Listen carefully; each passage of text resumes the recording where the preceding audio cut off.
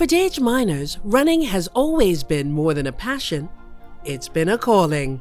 As a youngster, while he enjoyed the camaraderie that popular team sports like football and cricket can offer, he came to the realization early on that the self-reliance of competitive running was a much better fit for his personality. I'm very to myself as it is, so being in I enjoy the team aspect and being in the the locker room and all of that, but for some reason running was just it was the thing that I just gravitated the most. I enjoyed winning by myself. I also enjoyed losing by myself. You lose a race, you can't really blame anybody else. You win a race, it's all you type of thing. So traveled the world, met a lot of people. It's gave me confidence I don't think I would have had, or I might have struggled to have somewhere else. Running has definitely, pulled me out of my comfort zone and made me the person I am today. Dage has now turned his passion into a profession. But being a full-time professional runner is not without its challenges. And it was a tough decision because, you don't make millions of dollars running. It's very prize money, sponsorship. It's not consistent at all, right? But it's what I wanted to do, and I was willing to take the risk. And it seems that risk is paying off.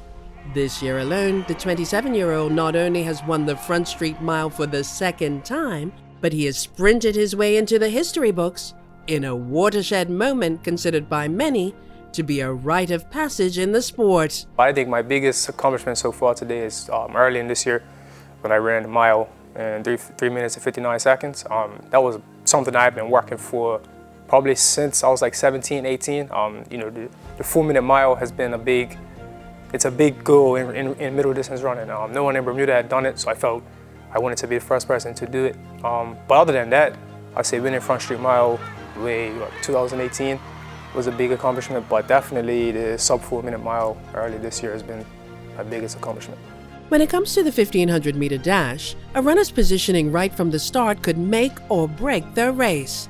And Dage is confident that when he hits the track at the CAC Games, he'll be well placed to parlay his experience, natural flat speed, and recently developed strength into a podium finish. I think there's a 13-man field, and I think we're all within 4 seconds of each other. So everyone's going to think that they can win, right?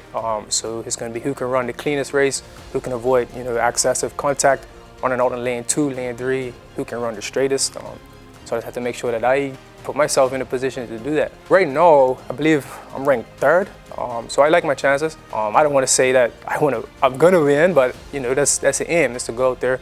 It's 1500 meters. We want to just each lap get myself in position, and then on the bow lap, actually give myself a chance to leave El Salvador with a medal. As part of the Olympic cycle, a good showing at the CAC Games means an automatic qualification for the Pan Am Games in Chile this October, and would take the middle distance specialist one step closer to fulfilling his Olympic aspirations. Julie Matthews-Borchard for Bermuda Broadcasting News.